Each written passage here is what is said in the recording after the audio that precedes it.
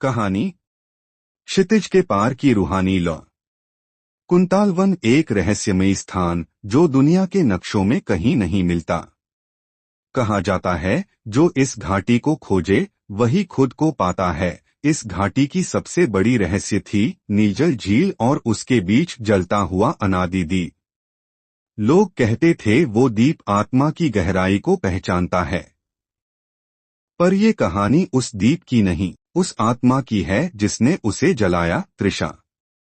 त्रिशा का जन्म एक छोटे से शहर के साधारण से परिवार में हुआ था। उसके माता पिता शिक्षक थे और त्रिशा एक कल्पनाशील बच्ची। बचपन से उसे लगता था कि उसमें कुछ अलग है। वो सपनों में उड़ती थी, परछाइयों से बातें करती थी और कभी कभी उसे पहले से घटनाएं महसूस हो जाती थीं। जब वो 9 साल की थी, एक सड़क हादसे में उसके माता पिता की मौत हो गई। रिश्तेदारों ने उसे बोझ की तरह पाला, पढ़ाई छुड़वाई, घर का काम करवाया और हर दिन ताने दिए। उसके सपने, कल्पनाएं और वो अंदर की लौ सब धीरे धीरे बुझने लगे। लेकिन एक चीज कभी नहीं मरी, उसका सवाल, क्या मेरी जिंदगी सिर्फ दर्द और तिरस्कार के लिए बनी है? 18 साल की उम्र में जब उसके लिए दुनिया ने हर दरवाजा बंद कर दिया, एक रात खिड़की पर एक दीप टिमटिमाया। हवा नहीं थी, कोई तार नहीं, फिर भी जल रहा था। दीप से एक धीमी आवाज आई, तू वही है जिसे ढूंढा गया है। नीलजल की लौ तुझे पुकार रही है। अगली सुबह त्रिशा ने अपने पुराने कपड़े पहने, एक छोटा सा थैला लिया और निकल पड़ी, बिना किसी दिशा के, बिना नक्शे के, बस उस रहस्यमय आवाज के भरोसे। पहला दिन ही चुनौती भरा था। पहाड़ों की ढलान, जंगल की सघनता और मन के डर। रात होते ही उसने एक गुफा में शरण ली, लेकिन वहां मॉन्चर नाम का एक जीव मिला, बिना आवाज के चलता, आंखें नहीं थी पर सब देख लेता था।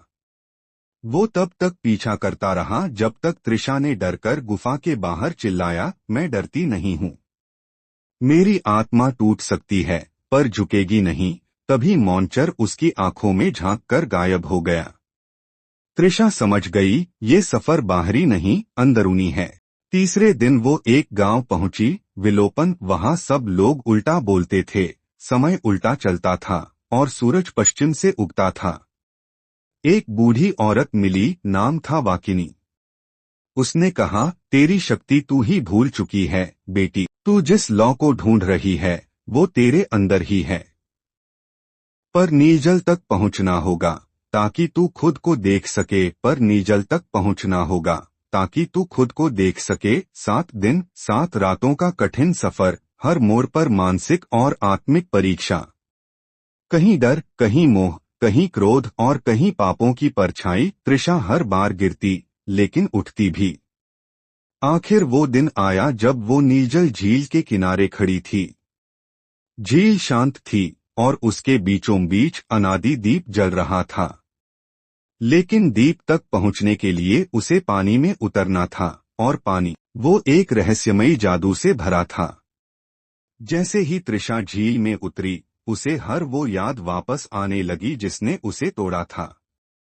माता पिता का शव, रिश्तेदारों के ताने, भूखे दिन, अपमान की रातें। वो वहीं डूबने लगी। पर तभी दीप से एक आवाज आई, तू तब तक डूबेगी जब तक अपने दर्द को अपनाएगी नहीं। त्रिशा ने पहली बार रोना नहीं रोका। उसने कहा, हाँ मैं टूटी हूँ, लेकिन मैं वही हूँ जिसने अब तक खुद को समेटा है। मुझे अब डर नहीं। उसकी आंखों से आंसू झील में गिरे और दीप की लौ विशाल रूप में फैल गई। त्रिशा उस लौ में समा गई और जब लौ शांत हुई वो वहां खड़ी थी, लेकिन अब वो वही त्रिशा नहीं थी।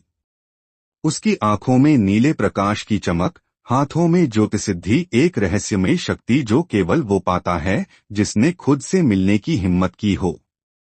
अब त्रिशा ने क्या किया? त्रिशा वापस दुनिया में लौटी, लेकिन अब वो सिर्फ एक लड़की नहीं थी, वो प्रकाशवाहिनी बन गई। उसने अनाथ बच्चों का स्कूल खोला, महिलाओं के लिए आत्मबल केंद्र बनाया और हर उस आत्मा को छुआ जो खुद को खो चुकी थी। सीख जीवन तब बदलता है जब हम अपनी सबसे बड़ी हार को सबसे बड़ी सीख बना लेते हैं। जादू बाहर नहीं, हमारे अंदर होता है, बस हमें खुद से मिलने की हिम्मत चाहिए। अगर आपको ऐसी और कहानियां चाहिए तो बस इशारा करिए, अगली बार एक नई दुनिया लेकर हाजिर होऊंगा।